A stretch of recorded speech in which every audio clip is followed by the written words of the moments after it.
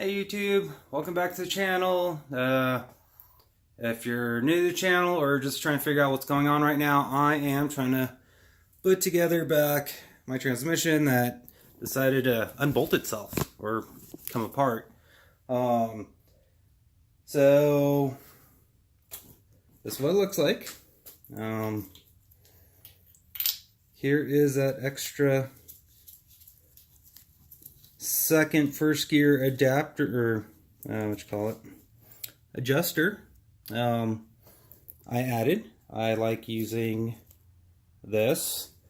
Easy Jeezy likes using a electrical box plug. I don't want to fiddle with a flat head. I could just stick a socket on this and actually torque it down a bit, make sure it doesn't leak. His don't leak. I've never seen this one leak. It's pretty far up there.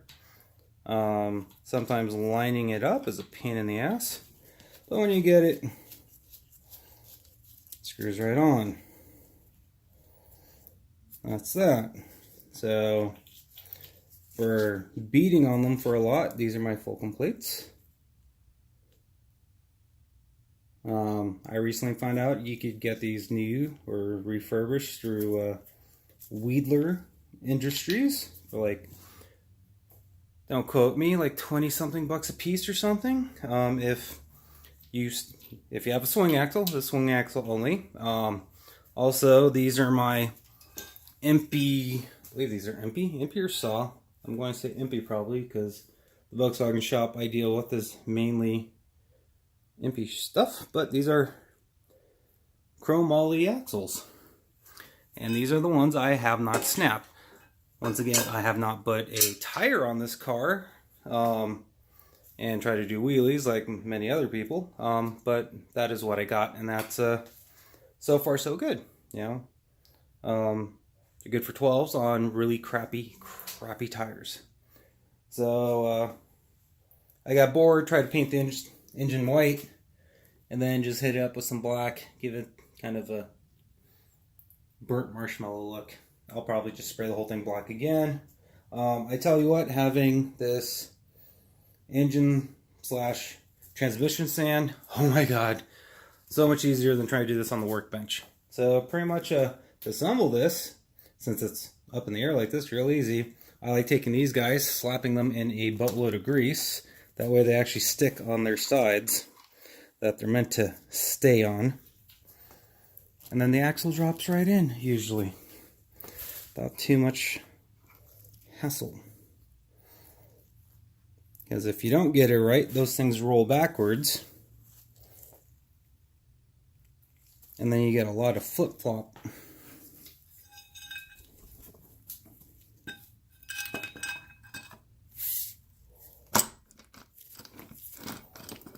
And that most likely is not it. I wish to say, hey, that's it. It's not.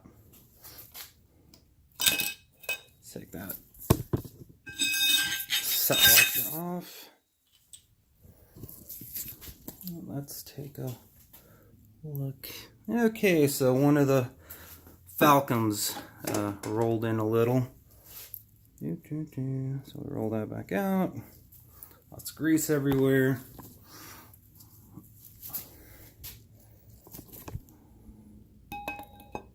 You gotta get it just right sometimes. Ta-da! That's the sound of success. It's in the hole, and for the most part, it will bind because it's sitting too far deep. That's where the whole axle shaft and everything comes into play. And then you got this big old goofy bastard. That drops in. It actually dropped in the right spot the first time. Almost.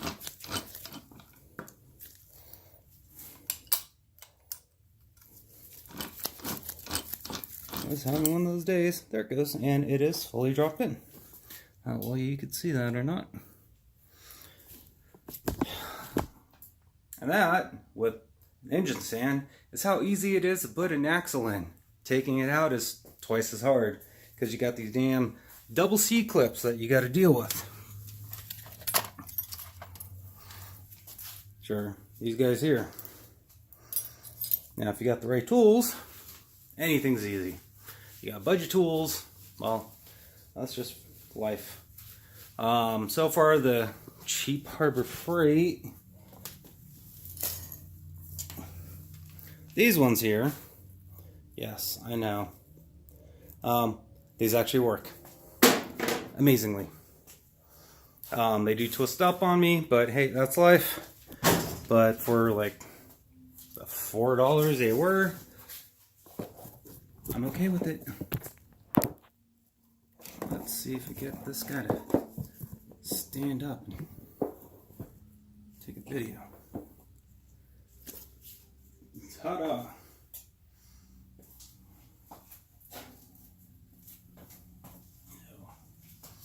These off real quick.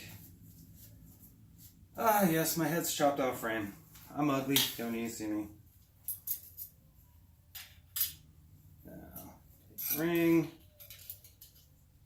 Then, this is the fun part, is pinching it closed, which is a lot easier than pinching it open.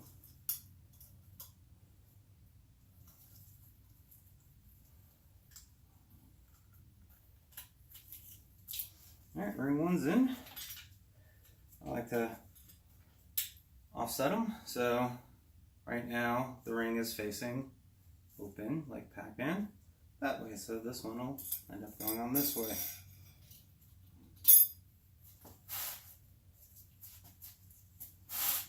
So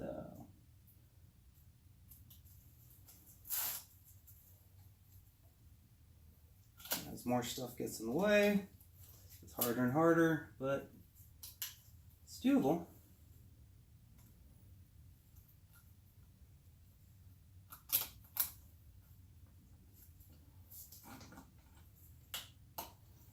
That's ring number 2. These are multi-purpose. If you move the pivot point, instead of squeeze to close, they'll be squeeze to open. Did I file these? Yeah, these ones actually didn't have to file a little notch in them to hold it. So there, one axle is in. Now if you really want to get fully carried away, you put in the plastic shim, the collar, the whole 9 yards. But I would kind of want to put on the other axle first and then deal with all that shit, because then it starts adding a lot of weight real fast.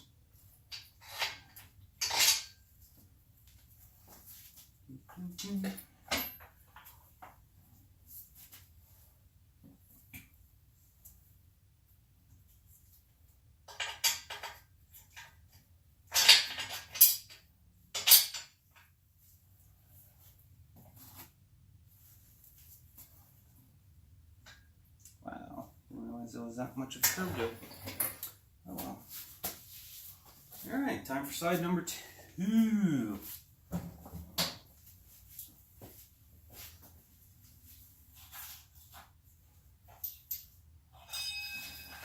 So if you don't have an engine stand, this could be done on a table. Probably with a milk crate might make life a little easier. Or spend the money and get an actual engine crate, or you could do this in the car, I suppose. I've done it in the car. It's definitely not easier.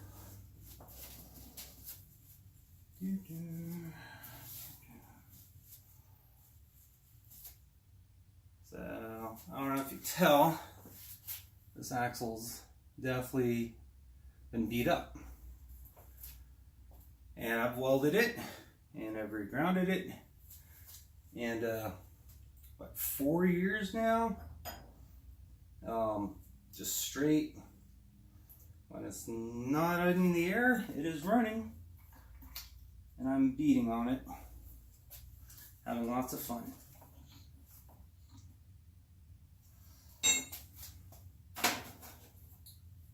So when I say don't be scared, try new things, as long as it doesn't involve you getting hurt, and you feel safe doing it, and you figure you're going to spend the money one way or another, and it's not too expensive to do it your way first, give it a try. Because can you imagine? I'd probably be like $5-6 grand in the hole in transmissions already if I just sat there and gave in every time. Wow, that one went real quick. Let's line this up. Collar goes in.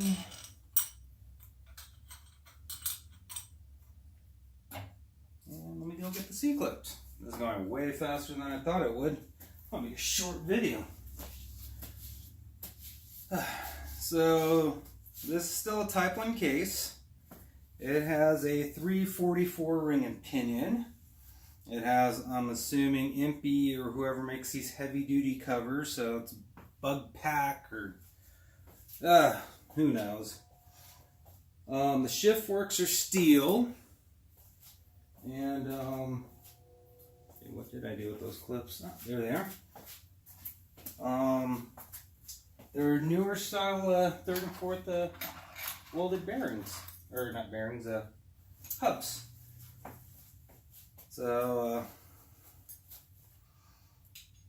I've been happy so far, minus the fact that I stripped out all the synchro teeth off of the 2nd gear, and then adjusted it and blew out all the teeth on the synchro.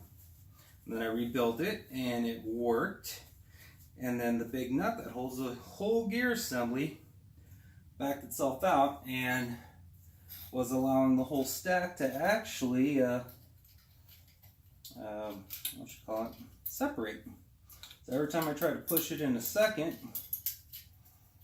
it was pushing 2nd gear away.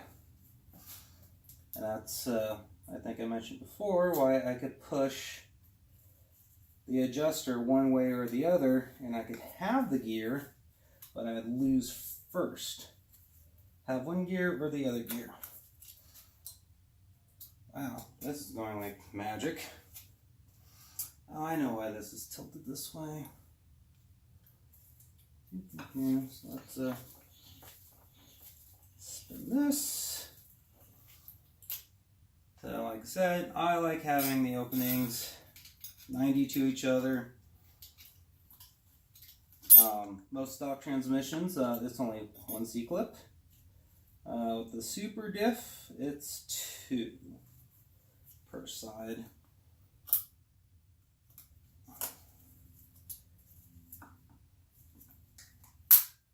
Ta-da! What do you effing know? So, yeah.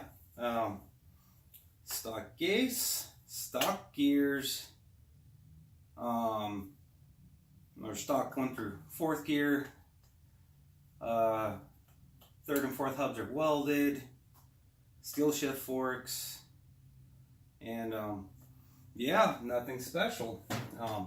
It's held up for me.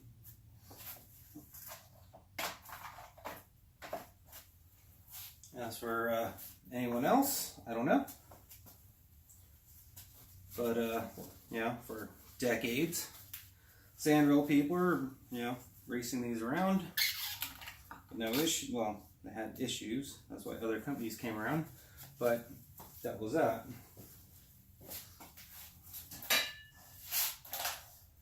Yeah, I still got to clean the silicone off of these. So this ends up sliding over this. Most part, there's still seals inside of here that you may have to deal with. Some people like taking all this apart. I still need to clean all the silicone off of that.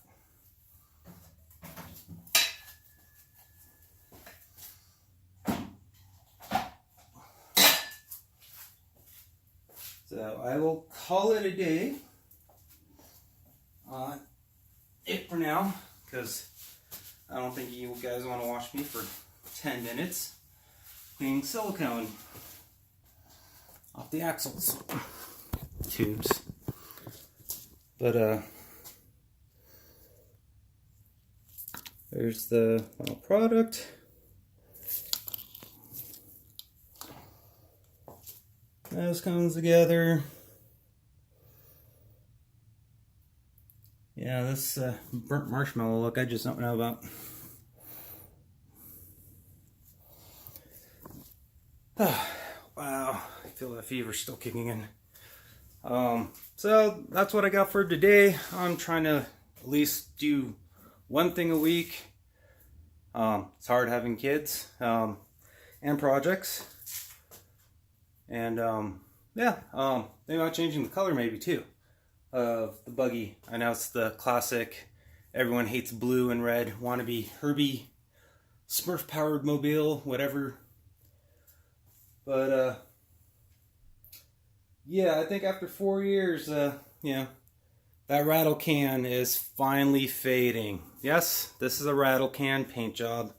If you look at the slideshow from like 2 years ago, you guys just see me prepping and painting it. You could paint a car pretty good with spray paint if you do it in sections. I did all the fenders one by one because if you notice, you could paint a garbage can really well, because it's small. So paint the fender, paint the hood, paint the other fenders, paint the deck lid, and then when it comes to the body, that's even still in sections because like this quarter is going to be separate than the door. Usually the door, well actually, I did try to do that all in one shot. So either way, it came out nice. It looked good, for at least a couple years. If I waxed it, it'll probably come back, but it is oxidizing. But thanks for watching me put the axles in real quick. Subscribe, like, share. Thanks for watching. Take care, people.